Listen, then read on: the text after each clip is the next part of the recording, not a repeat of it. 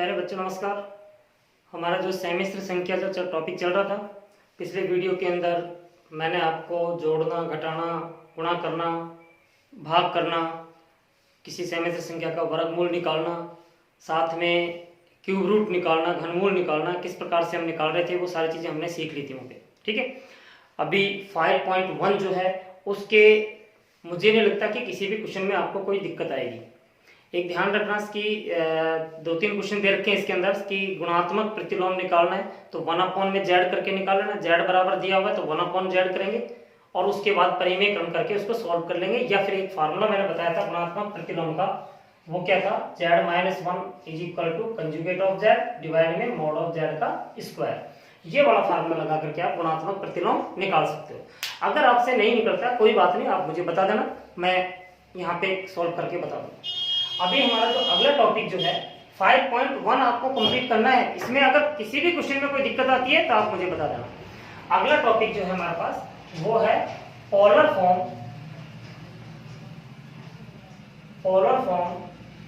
Of a complex number, यानी कि समिश्र संख्या का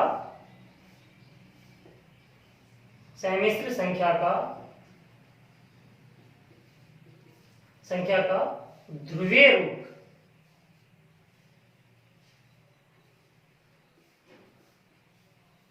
समिश्र संख्या का ध्रुवीय रूप क्या होगा, देखिए हमें कोई भी एक समिश्र संख्या दे रखा है z is equal to x plus iota y। ये कोई एक समिश्र संख्या दे रखी है और इस समिश्र संख्या को अगर हम समिश्र समतल के अंदर रिप्रेजेंट करें तो ये हमारे पास रियल एक्सिस होगा, रियल एक्सिस है, और इसको हम बोलते हैं इमेजिनरी एक्सिस, यानी कि ये काल्पनिक वो वास्तविक अक्ष होगा, ये हमारे पास काल्पनिक अक्ष होगा। अब वास्तविक भाग x है और काल्पनिक भाग y है। अगर इसको मैं एक कोऑर्डिनेट के रूप में लूं तो x तो होगा मेरे पास यहाँ पे, y होगा मेरे पास यहाँ पर, तो ये आ गया मेरे पास पॉइंट x y। और इसको यदि मैं इस प्रकार से दिखाऊं, ये तो हो गया y एंड ये हो जाएगा मेरे पास x। ठीक है, ये तो हो गया कार्तीय रूप में, इसको क्या कहते हैं हम, कार्तीय रूप में या कार्टेशियन फॉर्म बोलते हैं इसे। ये z is equal to x plus iota y जो आया है ये कहलाता है कार्तीय रूप या कार्टेशियन फॉर्म। और हमें किस में कन्वर्ट करना है, ध्रुवीय रूप में। अगर हम एक्स वाई के रूप में दिखाते हैं तो वो कहलाता है कार्टेशियन फॉर्म, कार्तीय रूप। और अगर हम इसको इस पॉइंट को मूल बिंदु से अगर हम मिला लें इसको ऐसे, ठीक है, और तो इसका यहां से यहां तक का डिस्टेंस कितना है, मान लेता हूं r है, और ये जो लाइन है मान लीजिए OAB, ये जो OB जो है x अक्ष के साथ में कितना कोण बना रही है, थीटा। तो अब हमारे पास इसको एक दूसरे प्रकार से भी रिप्रेजेंट कर सकते हैं इस पॉइंट को। कैसे कि एक लाइन ड्रॉ करें हम जो कि एक्स अक्ष यानी कि रियल अक्ष के साथ में थीटा कोण बनाते हुए जा रहा है, और r डिस्टेंस के ऊपर जो पॉइंट लेंगे ये पॉइंट मेरे पास क्या होगा, B पॉइंट होगा, जो कि इसको रिप्रेजेंट कर रहा है। तो हमें यहां से थीटा और r का मान, थीटा और r के रूप में अगर हम इसको कॉम्प्लेक्स नंबर को दिखाते हैं तो वो कहलाता है हमारा पोलर फॉर्म या ध्रुवीय रूप।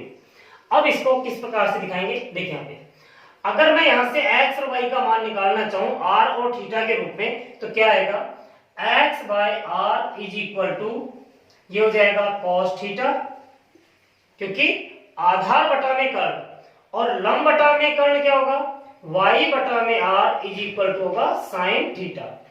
तो यहां से x की वैल्यू कितनी आएगी मेरे पास, r cos थीटा, यहां से y की वैल्यू कितनी आएगी, r sin थीटा। और ये दोनों वैल्यूज x और y को मैं यहाँ पे पुट कर देता हूं तो कितना आ जाएगा, z बराबर ये आ जाएगा, या मैं मान लेता हूं इसकी x plus iota y is equal to x की वैल्यू है r cos theta plus iota r sin theta. ये जो फॉर्म निकल के आ रही है मेरे पास ये कहलाती है पोलर फॉर्म जो दिखाया। इसको हम एक दूसरे तरीके से भी हम दिखा सकते हैं। किस तरीके से, r को कॉमन निकाल लीजिएगा तो cos theta plus iota sin theta. अब इसके अंदर r क्या है और थीटा क्या है। आर को हम बोलते हैं, आर बराबर होता है मापांक, और मापांक क्या होगा, यहां से यहां तक की दूरी होगी, इसलिए ये हमेशा पॉजिटिव आता है, या इसको हम बोलते हैं मॉडुलस। ठीक है, और थीटा को यहां पे हम बोलते हैं कोणांक। कोणांक का मतलब होता है आर्गुमेंट, आर्गुमेंट भी बोलते हैं इसे, और एम्पलीट्यूड भी बोलते हैं इसे, एम्पलीट्यूड भी इसका नाम है। ठीक है, तो ये आर हो गया और ये थीटा हो गया। तो आर तो निकालना कोई ज्यादा मुश्किल नहीं है, थीटा के अंदर थोड़ी सी आपने बात ध्यान रखनी है। क्या रखना है वो मैं यहाँ पे अभी एक्सप्लेन करके बता रहा हूं, इसको आप नोट कर लेना पूरे। ठीक है, देखिए हमारे पास जो चतुर्थांश होते हैं, क्योंकि एंगल तो किसी भी क्वाड्रेंट में आ सकता है हमारे पास। देखिए ये फर्स्ट क्वाड्रेंट है, ये सेकंड क्वाड्रेंट है, ये थर्ड क्वाड्रेंट है, और ये फोर्थ क्वाड्रेंट है। और ये फर्स्ट सेकंड थर्ड फोर्थ कैसे डिसाइड करेंगे, साइन और कॉस की वैल्यू से हम डिसाइड करेंगे कि वो पॉजिटिव है या नेगेटिव है। ठीक है, वो अभी मैं जब क्वेश्चन करवाऊंगा तो उससे आपको पता चल जाएगा। अगर फर्स्ट क्वाड्रेंट में आ रहा है तो हम उसको थीटा करके दिखाएंगे, थीटा का मतलब एक्यूट एंगल। अगर वो सेकंड क्वाड्रेंट में आ रहा है तो पाई माइनस थीटा करके दिखाएंगे। तो एक तो हो गया मेरे पास क्या, जीरो से लेकर के पाई तक, जीरो से लेकर के पाई तक आ रहा है तो थीटा और पाई माइनस थीटा। लेकिन अगर वो थर्ड और फोर्थ में आ रहा है तो हम उसको दिखाएंगे जीरो से लेकर के और माइनस पाई तक। इस साइड में प्लस पाई एंगल बन रहा था, ये माइनस पाई एंगल बन रहा है। जीरो से ये डायरेक्शन ये होगी, इसकी डायरेक्शन ये होगी। यानी कि एक तरह से देखा जाए तो थीटा जो होता है पाई और माइनस पाई के बीच में लेके चलेंगे हम। ठीक है, तो इसके अंदर जब दिखाएंगे तो ये आएगा माइनस पाई प्लस थीटा के रूप में, और यहाँ पे दिखाएंगे तो सिर्फ माइनस थीटा, यहाँ पे तो माइनस थीटा ही होगा, और ये कितना होगा माइनस पाई, और प्लस थीटा कर देंगे तो वापस इस क्वाड्रेंट में आ जाएगा, तो यहाँ पे दिखा देंगे। ठीक है, इसको नोट कर लेना, इसके ऊपर बेस्ड हम क्वेश्चंस कैसे करेंगे। अब देखिए आप ये याद रखना, ये theta pi minus theta, minus pi plus theta और माइनस थीटा, ये माइनस पाई और पाई के बीच में ही दिखाते हैं कोणांक को। ठीक है, जो आर्गुमेंट जो होगा उसको फर्स्ट क्वाड्रेंट में थीटा, सेकंड में पाई माइनस थीटा, थर्ड के अंदर माइनस पाई प्लस थीटा, और फोर्थ के अंदर माइनस थीटा दिखाते हैं। क्यों दिखाते हैं इसके ऊपर अभी आप बात मत करना, ये आगे चल करके आएगा। तो अभी तो फिलहाल सिर्फ आप इतना सा ये याद रख लेना बस इसको। ठीक है, अब इसको क्वेश्चंस कैसे करेंगे, देखिए मैं एक क्वेश्चन ले रहा हूं यहाँ पे कि z is equal to -1 minus iota under root 3 है, और इसको हमें पोलर फॉर्म में कन्वर्ट करना है, ध्रुवीय रूप में कन्वर्ट करना है। इसको कैसे करेंगे, यहाँ पे लाइट कीजिए आप कि -1 minus iota under root 3 is equal to r cos theta plus iota r sin theta. यही तो माना था हमने पोलर फॉर्म, ध्रुवीय रूप, यही तो माना था इसका। तो यहां से देखिए आप वास्तविक संख्या के बराबर होगी, काल्पनिक संख्या के बराबर होगी। तो यानी कि r cos theta is equal to -1 आ गया, equation first. r sin theta हमारे पास कितना आ गया, माइनस का अंडर रूट 3, आयोटा का कोफिशिएंट कितना है माइनस अंडर रूट 3, इसको इक्वेशन का नाम दे दीजिए आप 2। ठीक है, हमारे पास यहाँ दो समीकरण आ गई, 1 और 2। क्या करना है, हमें किस किस की वैल्यू निकालनी है, एक तो r की वैल्यू निकालनी है, एक थीटा की वैल्यू निकालनी है। उसके लिए एक काम कीजिए, r के लिए समीकरण 1 और समीकरण 2, समीकरण 1 व 2 को वर्ग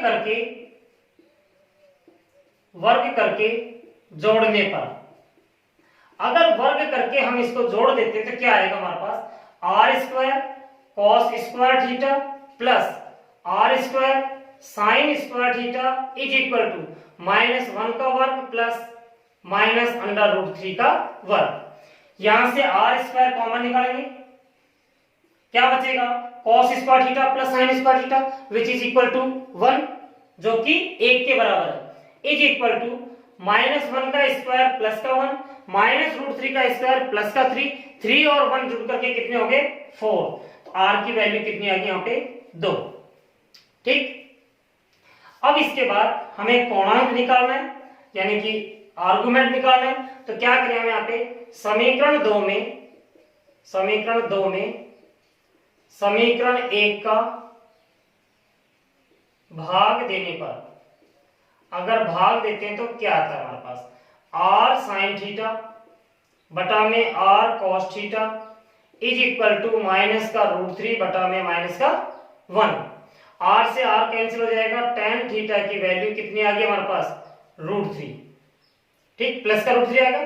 तो tan थीटा को हम लिख सकते हैं यहाँ पे tan √3 कितने डिग्री पर होता है, π/3 पर, यानी कि 60 डिग्री पर tan 60 की वैल्यू √3 होती है।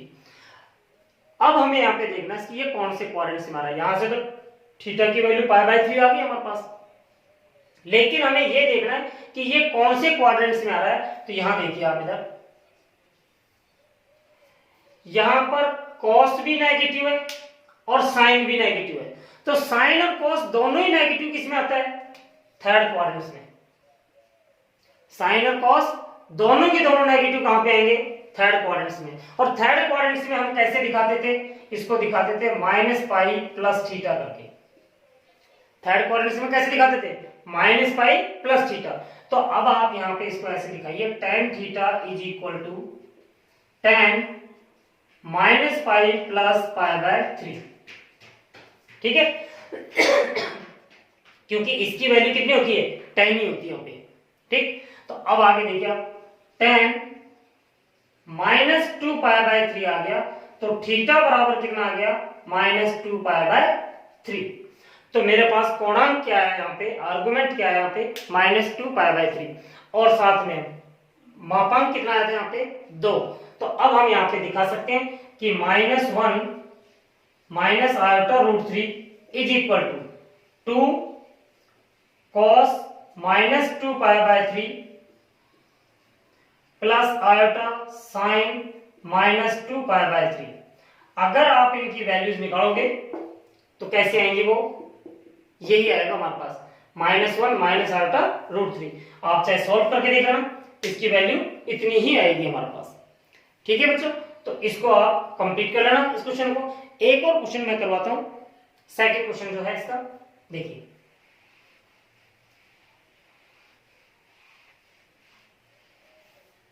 सेकंड क्वेश्चन है इसमें, z बराबर -√3 plus iota, -√3 plus iota, polar form में ध्रुवीय रूप में कन्वर्ट करना है, तो लेट कर लेंगे √3 plus iota is equal to r cos theta plus iota r sin theta.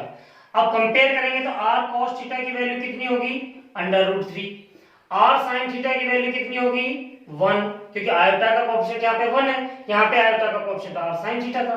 ये इक्वेशन फर्स्ट है, ये इक्वेशन सेकंड है। समीकरण 1 और 2 को 1 व 2 को वर्ग करके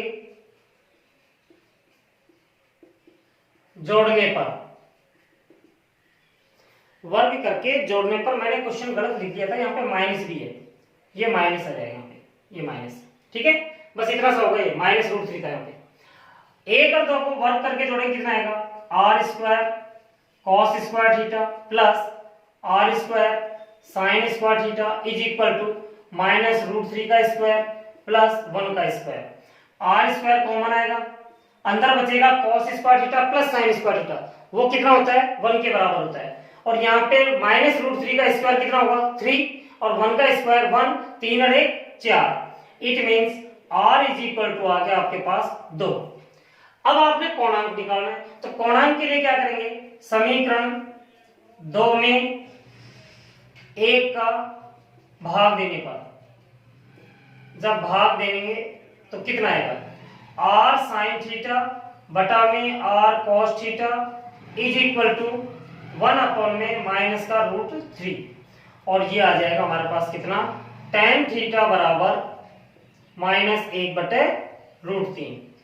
अब ये कौन से क्वाड्रेंट्स में आएगा, इससे डिसाइड मत करना आपको कौन से क्वाड्रेंट्स में आएगा, डिसाइड किससे होंगे, इन दोनों वैल्यू से। cos थीटा माइनस में आ रहा है, sin थीटा प्लस में आ रहा है, तो कौन से क्वाड्रेंट्स में आएगा, ये सेकंड क्वाड्रेंट्स में, क्योंकि cos थीटा यहाँ पे नेगेटिव आ रहा है। तो यहाँ पे अगर हम दिखाएं इसको, cos थीटा नेगेटिव कहां पे होगा, यहां पर और यहां पर। sin थीटा पॉजिटिव कहां पे होगा, यहां पर और यहां पर। तो कॉमन पार्ट कौन सा है हमारे पास, सेकंड क्वाड्रेंट। और सेकंड क्वाड्रेंट में हम कैसे दिखाते हैं, पाई माइनस थीटा करके।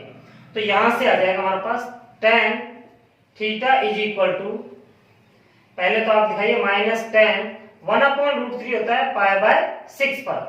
तो tan थीटा की वैल्यू हो जाएगी यहाँ पे tan पाई माइनस पाई/6। तो थीटा की वैल्यू कितनी आ गई, 6 में से 1 जाएगा तो 5 पाई/6 आ गया हमारे पास, यहाँ 5 पाई/6। तो ये थीटा की वैल्यू आ गई। आर की वैल्यू हमारे पास यहाँ पे आएगी थी, तो इसकी वैल्यू हो जाएगी -√3 plus iota is equal to, r की वैल्यू आ गई cos 5 पाई/6 प्लस आयोटा sin 5 पाई/6। अगर इसको आप सोल्व करोगे तो यहां से आपके पास ये आएगा -√3 प्लस आयोटा, -√3 प्लस आयोटा आ जाएगा यहां से जब सॉल्व करोगे आप। क्यों, क्योंकि इसकी वैल्यू जो आएगी -√3/2 आएगी, इसकी वैल्यू जो आएगी वो आएगी 1/2 आएगी। तो 2 से 2 कट जाएगा, 2 से ये 2 कट जाएगा, तो -√3 प्लस आयोटा बच जाएगा हमारे पास। समझ में आ गया होगा शायद। चलिए इसका एक दो क्वेश्चन और कर लेते हैं हम। ये मिटा देता हूं मैं इसको।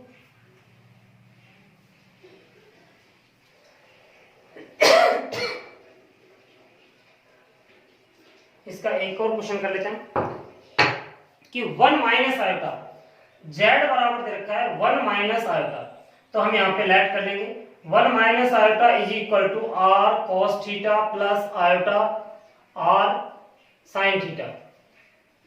ठीक है, तो r cos theta is equal to कितना आएगा 1, equation first. r sin theta is equal to कितना आएगा -1, ये इक्वेशन 2 हो जाएगी। क्यों, आयोटा का गुणांक r sin थीटा, आयोटा का गुणांक -1, ये दोनों आ जाएंगे। तो समीकरण 1 व 2 के वर्ग को वर्ग करके जोड़ने पर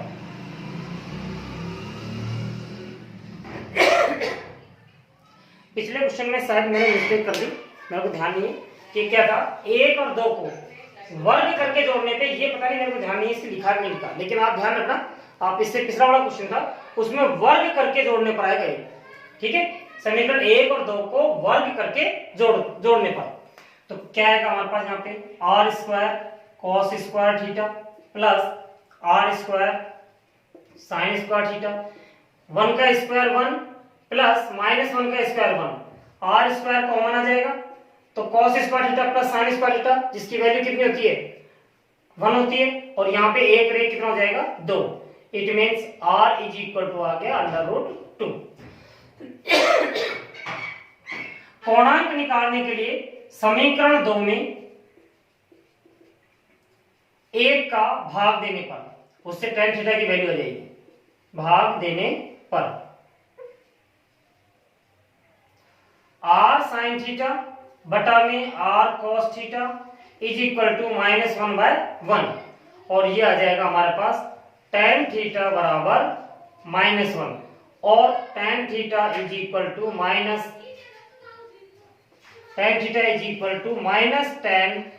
π/4, क्योंकि 45 पे 1 होती है और माइनस मैंने यहाँ पर लगाई थी। अब ये कौन से क्वाड्रेंट में आएगा ये देखना हमें।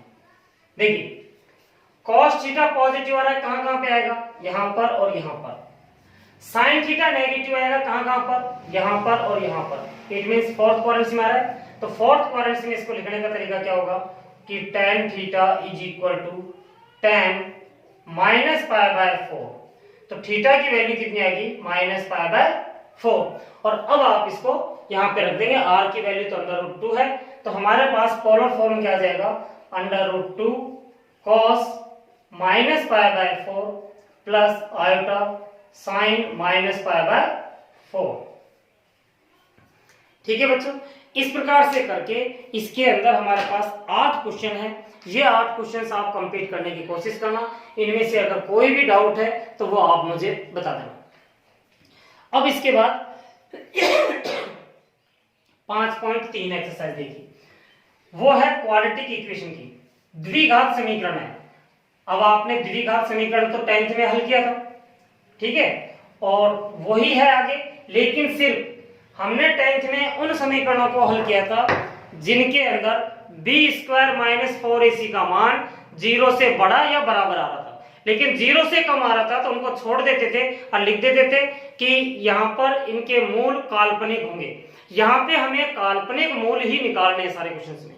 तो मैं एक क्वेश्चन ले लेता हूँ, 2x स्क्वायर प्लस एक्स। पहले मैं फार्मूला बता देता हूँ कि ax square plus bx plus c is equal to 0 में x का मान जो होगा minus b plus minus under root of b square minus 4ac बटा में 2a। ये आपने 10th में द्विघाती सूत्र के नाम से पढ़ा होगा। इसका एक नाम और है श्रीधर आचार्य सूत्र, श्रीधर आचार्य सूत्र, लेकिन इसको अधिकतर द्विघाती सूत्र के नाम से ही हम जानते हैं। अब क्या होगा, एक क्वेश्चन ले लेता हूं मैं, उसी से सॉल्व करते हैं। 2x square plus x plus 1 is equal to 0। और इसको जब हम सॉल्व करेंगे तो x का मान कितना आएगा, minus b plus minus under root of b square minus 4ac बटा में 2a। देखिए 4a क्या होता है, एक्स स्क्वायर का गुणा यानी कि 2। c क्या होगा, स्थिरांक इंडिपेंडेंट ऑफ x यानी कि 1, ये आ जाएगा। b क्या होगा, x का गुणा, तो बना जाएगा। इसको सोल्व कर लीजिएगा, आंसर लिख दीजिएगा। 4 दूनी 8, 8 एकम 8, 8 में से 1 जाएगा तो माइनस का 7 बटा में 4। तो x के हमारे पास दो मूल आ गए, -1 प्लस माइनस था, इसको बाहर ले लेना, उसकी जगह पे आल्टो लगा देना, अंडर रूट 7 बाय 4, और दूसरा मान आ जाएगा -1 minus iota under root 7 by 4। ये आपके दो आंसर आ गए। आपको सिर्फ सवाल को हल करना आना चाहिए, आंसर तो आप निकाल लोगे आराम से। तो इसके अंदर हमारे पास 10 क्वेश्चन है, ठीक है।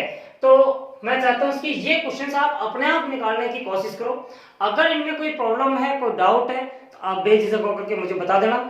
नेक्स्ट क्लास के अंदर मैं मिसलिनियस एक्सरसाइज जो है विविध, उसके अंदर टोटल 20 क्वेश्चन है। उसमें से काफी सारे क्वेश्चन तो ऐसे भी होंगे जो कि आपको कर लोगे आप अपने आप, लेकिन कुछ क्वेश्चन ऐसे हैं जो कि नहीं हो पाएंगे, उनको मैं बोर्ड पे कराऊंगा। तो नेक्स्ट एक्सरसाइज मैं मिसलिनियस वाली जो है वो नेक्स्ट वीडियो के अंदर डालूंगा। तो आप 5.3 तक आप कंप्लीट करके रखना है, ठीक है बच्चे। Thank you for watching.